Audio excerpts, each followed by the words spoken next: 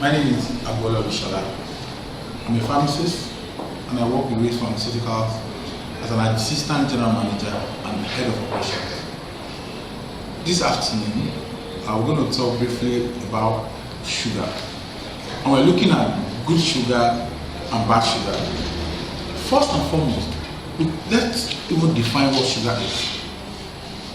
Simply put, sugar are those sweet, short-chain, soluble carbohydrates that are used as food or as part of our food. Now, let's talk about different types of sugar that we have. We have the monosaccharide called the simple sugar. An example of this simple sugar is glucose, that you could also call dextrose. We have fructose, and we also have galactose. These are single sugar with single sugar molecule, and they can be called monosaccharides as well. The other type is disaccharides. An example of this is sucrose, our usual table sugar. And this contains two molecules of sugar, the fructose and glucose. Also in this class is lactose, the milk, the sugar from milk, sourced from milk. You observe that the names of these sugars are usually generated from their sources. Now today we just want to talk briefly about those sugars that can be claimed to be good and those ones that are bad. Another class of sugar are the oligosaccharides. These are complex molecules, and examples of these are the starch and other types of sugar. Now, the question comes to our mind: what are bad sugars and what are good sugars? Take note that the sugar you get from a candy bar is that same sugar that is naturally found in whole food. When I'm talking about whole food, I'm talking about the food that we eat. Now, the sugar from any source supplies the glucose that your body so much loves and to use for energy. Now, but the sugar added to sweets and beverages has a different impact on your health. And that's a sugar supplied by a piece of fruit. And that's our topic for today. Now, the issue lies which one is bad and which one is good. If you take simple sugar directly, these are able to directly enter into your bloodstream, and these simple sugars are taken into your cells by something called insulin, usually secreted by pancreas. Now, if you take this simple sugar, there is a spike in your blood sugar level, and you know what this could cause. On the contrary, if you take complex sugar, they are usually broken down gradually in your system. In your diet, I'm talking about sugar, starch, and fiber. All these consist of sugar. And the simple sugars like sucrose, fructose, and lactose, like I mentioned earlier, only have one or two molecules of sugar. Now, starch and fiber are complex carbohydrates because they are made from 3 to several hundreds of sugar molecules. Now, take note that during digestion, simple sugar and complex starches, they break down into single molecules of glucose, and that is the usable form of sugar for our body system. Now, since these other ones contain more molecules of sugar, starches and fiber, they take longer to digest. So these ones enter into your bloodstream more slowly. However, simple sugars, they gain quick access into the bloodstream and they cause a spike in your bloodstream. Simply put now, all bad sugar is simple sugar, but not all simple sugar is bad. I will take that once again. All bad sugar is simple sugar, but not all simple sugar is bad. Basically, it depends on the source. Vegetables, beans, and what have you, they all contain simple sugars, whether we like it or not. So when these simple sugars are naturally found in all these foods, the whole food, they come with vitamins, they come with minerals, they come with protein and phytochemicals. They also come with fibers. Now, the presence of this fiber makes a significant difference because this fiber slows down the absorption of this sugar.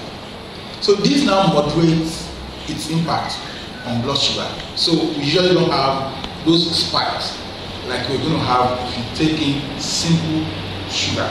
Now, the natural sugar in the whole food, therefore, is good sugar. However, when any type of sugar is added to food during either processing or during cooking or at the table, ladies and gentlemen, you consume calories without any nutrient or fiber. This type of sugar, called added sugar, is bad sugar. So we just talked about natural sugar versus added sugar. So natural sugars are good sugar and added sugar are bad sugar.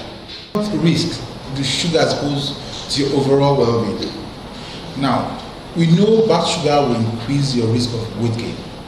This is sacrosanct. And they also increase your risk of developing type 2 diabetes and heart disease. Now, when sugars enter into your bloodstream, your pancreas, they release insulin, and this enables sugar to move into cells. However, cells sometimes become resistant to insulin. When this happens, sugar stays in your blood, and that increases your risk of developing type 2 diabetes. Extra sugar also causes an increase in triglycerides, and this contributes to cardiovascular diseases. Now, depending on your genetic predisposition, your body might be better equipped to process sugar either as energy, or you might be more likely to store it as fat. Ladies and gentlemen, think of this like you think of people with faster metabolism against people with slower metabolism. This will determine whether you stand a risk of gaining weight or developing type 2 diabetes or developing heart disease. Let's ask ourselves, what method can you use to reduce your sugar intake? If you're hooked on sugar, don't even try to eliminate all sugar food at once. If you deny yourself even a single piece of candy or a silver of cake, there's every tendency that you crave even for more. So instead, what you should do, what I would suggest you do, is to eat a healthy diet made up of more satisfying food. Talking about oats and food that you know that's healthy. Talking about balanced diet. Vegetables, healthy oils, lean protein. Now, number 2, stay yourself away from sugar and eat this food.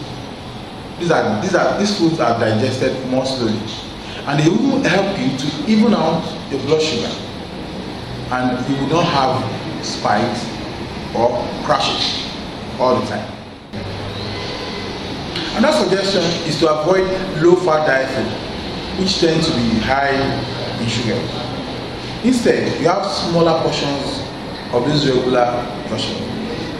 This is telling us to eat the food in smaller portion.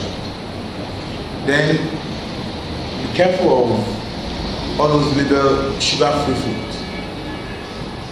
You may not know, these foods often contain synthetic sweeteners. Talking about like sucralose, saccharin, and aspartame. Although these taste sweet, but usually they don't help you to curb your sweet tooth.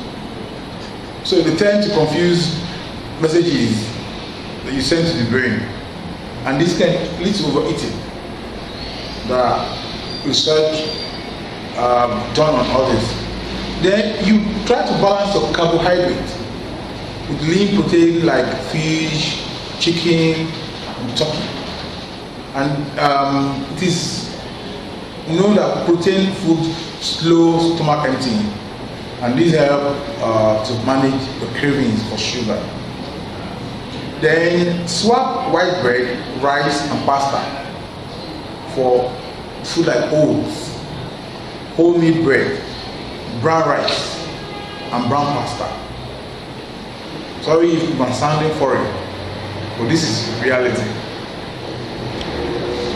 Number two, the last one, stick to 1 glass of fruit juice a day, and if possible, you dilute it. And if you are even going to take sweet soft drinks at all, it has to be occasionally. As part of my suggestion, keep sugary food away. Don't tempt yourself stocking candy, cookies, and other high sugar food in your fridge. As a substitute for this, I would suggest to keep fruits around. Now, you try to sweeten your food yourself. This helps because you know you want to cut down on your sugar. You sweeten your food yourself. Then, when you hold the canned foods and ready-made food, you try to watch for hidden sugar in food. Let me give you this idea. Most of the sugars in all these canned foods end with OSE. Once you have many of these OSEs, please drop them. Lastly, ladies and gentlemen, eat breakfast. I suggest you start your day with a filling, nutritious meal.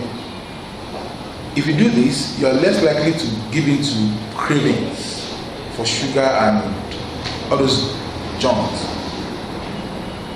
Thank you very much.